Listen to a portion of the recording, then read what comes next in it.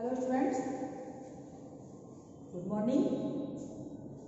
बच्चे अच्छे होंगे आप लोग और अपनी केयर करिए, अपना ध्यान रखिए, ख्याल रखिए, अपना स्वस्थ रहिए और अपनी पढ़ाई पर ध्यान दीजिए। तो बच्चों, लास्ट चैप्टर में मैंने आपको लास्ट वीडियो में मैं आपको इस चैप्टर की वाक्य भेद मीन्स अर्थ के आधार पर वाक्य भेद इसके बारे में मैंने आपको रेडी करा दी थी और एक्सप्लेन कर दिया। यानी इस चैप्टर के दो पार्ट मैंने आपको फॉरवर्ड कर दिए हैं। अब ये थर्ड पार्ट है। थर्ड पार्ट में जो कह रही है कि वाक्य के भेदों के बारे में बताती हूँ। बच्चों, अर्थ की दृष्टि से वाक्य के 8 भेद होते हैं। ये आपने पहले भी पढ़ा होगा, 6, 7, 8 पढ़ा होगा, तो वही रिवीजन कराई जाती है। अर्थ की दृष्टि से वाक्य के 8 भेद होते हैं। विधानवाचक वाक्य, निषेधवाचक वाक्य, आज्ञावाचक वाक्य, प्रश्नवाचक वाक्य, विस्मयवाचक वाक्य, संदेहवाचक, इच्छावाचक और संकेतवाचक। ये 8 प्रकार के वाक्य होते हैं। ओके, अब एक वन बाय वन मैं थोड़ा सा डीप के बारे में एक्सप्लेन करूंगी। तो सबसे पहले आते हैं विधानवाचक वाक्य। विधानवाचक वाक्य किसे कहते हैं? तो विधानवाचक वाक्य का मतलब होता है कि विधानवाचक वाक्य में वाक्य का कर्ता और वाक्य की क्रिया, जिस वाक्य में किसी क्रिया से बात होने का बोध होता है, यानी एक सब्जेक्ट और प्रेडिकेट होता है, केवल एक कर्ता और एक क्रिया होती है और उसी से पूरी बात स्पष्ट कर सकते हैं, तो उसे विधानवाचक या सिंपल सेंटेंस यानी विधानवाचक वाक्य कहते हैं या सरल वाक्य कहते हैं। विधानवाचक वाक्य को सरल वाक्य भी कहते हैं। जैसे उदाहरण, वह खा चुका है, वह आया, वह पढ़ रहा है, राम पुस्तक पढ़ता है या राम पढ़ता है, भागना बेकार की चीज है, घबराना नहीं चाहिए, घबराना अच्छी बात है क्या। यानी इस प्रकार के बहुत से वाक्य हैं जिसे हम विधानवाचक वाक्य कह सकते हैं, जो सरल वाक्य होते हैं। भागना बुरी आदत है या दौड़ना अच्छी आदत है, समय से पढ़ते रहिए, अपने स्वास्थ्य का ध्यान रखिए। ये बहुत सारी चीजें इसमें विधानवाचक वाक्य के अंतर्गत आती हैं। अब चलते हैं बच्चों निषेधवाचक वाक्य। निषेधवाचक वाक्य किसे कहते हैं? तो निषेधवाचक वाक्य मीन्स दूसरा वाक्य है हमारा निषेधवाचक। निषेधवाचक को हम नकारात्मक भी बोलते हैं, नकारात्मक वाच्य। नकारात्मक वाच्य किसे कहते हैं? जैसे नकारात्मक वाच्य में क्या होता है, न और मत का प्रयोग किया जाता है, नहीं, मत या न। तो इसकी डेफिनेशन बताई देती है आपको, जिस वाक्य से किसी कार्य के न होने का बोध होता है। मीन्स रिपीट करती हूँ, जिस वाक्य से किसी कार्य के न होने का बोध होता है उसे हम निषेधवाचक वाक्य कहते हैं। जैसे हमारी जाति का यह धर्म नहीं है। ये हीरा और मोती की आपस की बातें मैं पढ़ा चुकी हूँ आपको, उसी में से ये सेंटेंस दिया गया। अब मुझे तैरना नहीं आता, इसमें भी निषेधात्मक यानी नकारात्मक वाक्य का निषेधात्मक शब्दों का प्रयोग हुआ है, तो ये भी निषेधात्मक वाक्य है, नकारात्मक वाक्य है। जिस वाक्य में किसी काम को की इच्छा नहीं होती है तो वहां निषेधात्मक वाक्य होता है। बच्चों, अगला है हमारा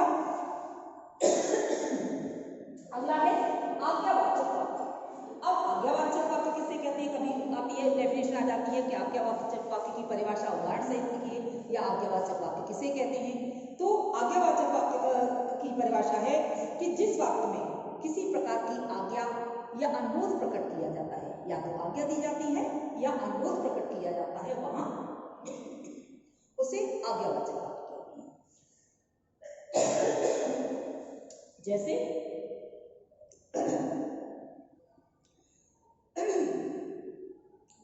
हीरा ने समझाया, नहीं भाई, यह करना या इसे मारना उचित नहीं। फिर अगला, सर क्या मैं अंदर रख सकता हूं? तो ये भी आज्ञा मांगी जा रही है, पूछा जा रहा है। सर मैं बाहर जाना चाहता हूं, मैं बाहर जा सकता हूं। सर प्लीज मुझे 2 दिन की छुट्टी दे दीजिए, या सर मेरी फीस माफ कर दीजिए। बहुत सी विनम्रता या आज्ञा मांगी जाती है, अनुरोध किया जाता है, तो उसे बोलते हैं हम आज्ञावाचक। अगला आता है बच्चों प्रश्नवाचक। नंबर 4 है प्रश्नवाचक। प्रश्नवाचक वाक्य किसे कहते हैं? अब इसमें भी वही परिभाषा पूछी जा सकती है आपको प्रश्नवाचक वाक्य।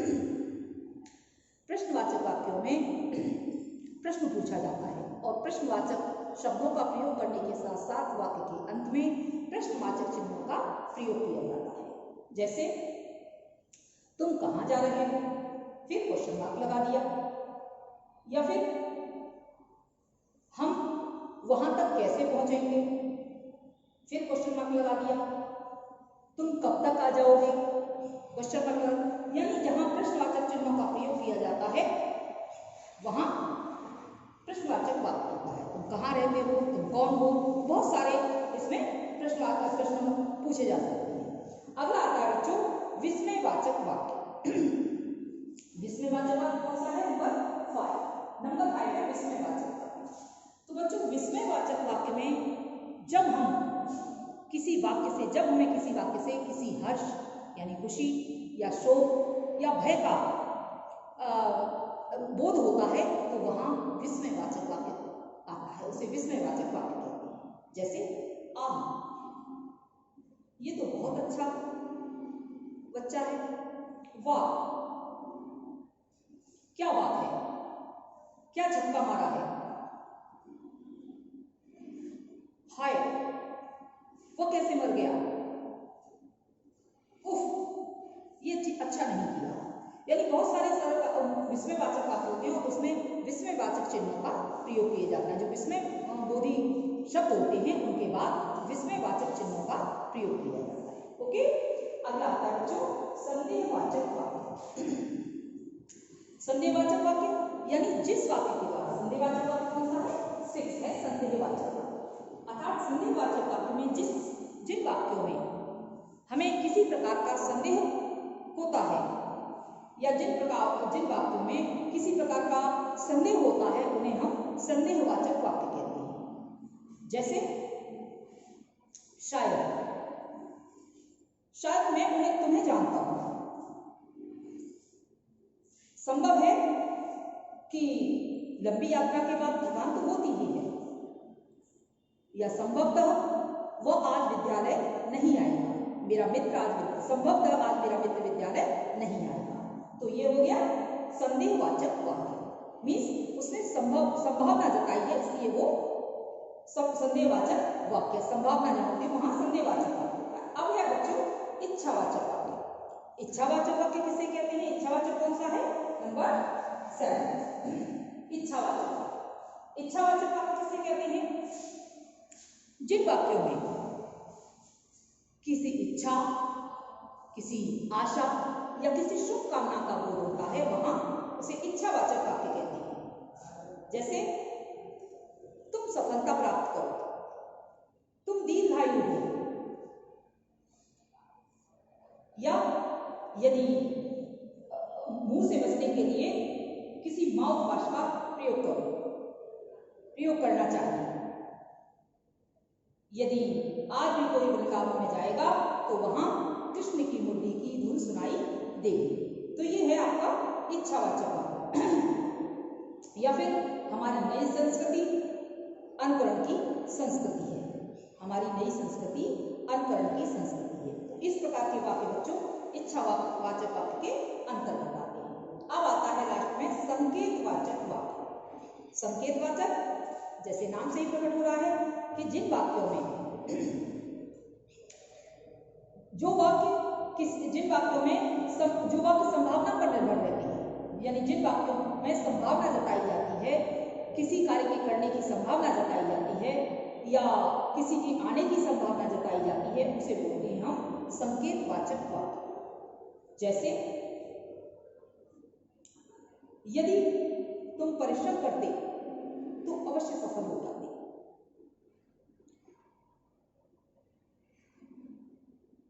जब वह जोर देने लगता तो दूसरा सुस्त पड़ जाता, यानी जब हीरा जोर देने लगता तो मोती सुस्त पड़ जाता। तो ये किस प्रकार का वाक्य है?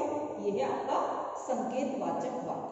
ओके, अब चलते हैं उपवाक्य की ओर बच्चों, क्योंकि वाक्यों की रचना में उपवाक्य महत्वपूर्ण है। उपवाक्य की रचना में होती है, वाक्य किससे बनते हैं? उपवाक्य से। उपवाक्य में कर्ता और क्रिया, वही उपवाक्य होता है। जिन वाक्यों से हमें पूरा अर्थ समझ आता है वही उपवाक्य होता है। उपवाक्य कितने भेद हैं? उपवाक्य के 3 भेद हैं। संज्ञा उपवाक्य, विशेषण उपवाक्य और क्रिया विशेषण उपवाक्य। वैसे ये टेस्ट में है, लेकिन थोड़ा सा मैं आपको बता देती हूँ क्योंकि आपने वाक्य पढ़े हैं, इसलिए थोड़ा सा इसके बारे में बता देती हूँ।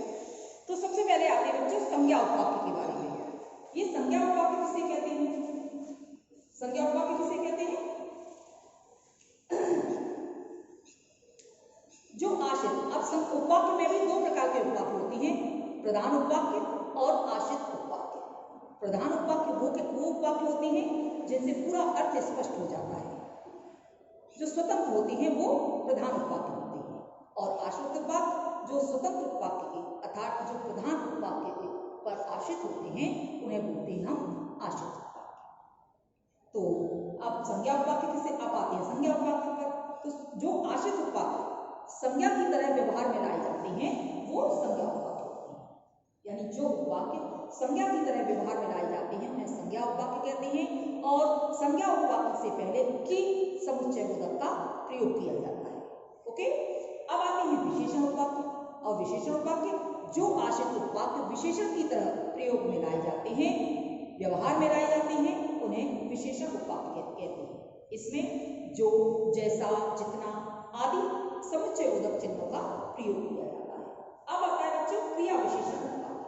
क्रिया विशेषण में वही है जो वाक्य क्रिया विशेषण की तरह प्रयोग में लाए जाते हैं या वाक्य में प्रयोग किए जाते हैं उन्हें क्रिया विशेषण उपवाक्य कहते हैं। जिसमें क्या है, जैसे जिसमें, जहां, जिधर, ज्यों, यद्यपि आदि ये जो समुच्चय बोधक हैं वो क्रिया विशेषण वाक्य उपवाक्यों में प्रयोग किए जाते हैं। अब चलते हैं बच्चों, थोड़े से मैं एग्जाम्पल आपको कराऊंगी, वो इसके फोर्थ पार्ट में यानी नेक्स्ट वीडियो में आपको इसके एग्जाम्पल करा देती हूँ, थोड़ा सा और एक्सप्लेन कर देती हूँ। ओके,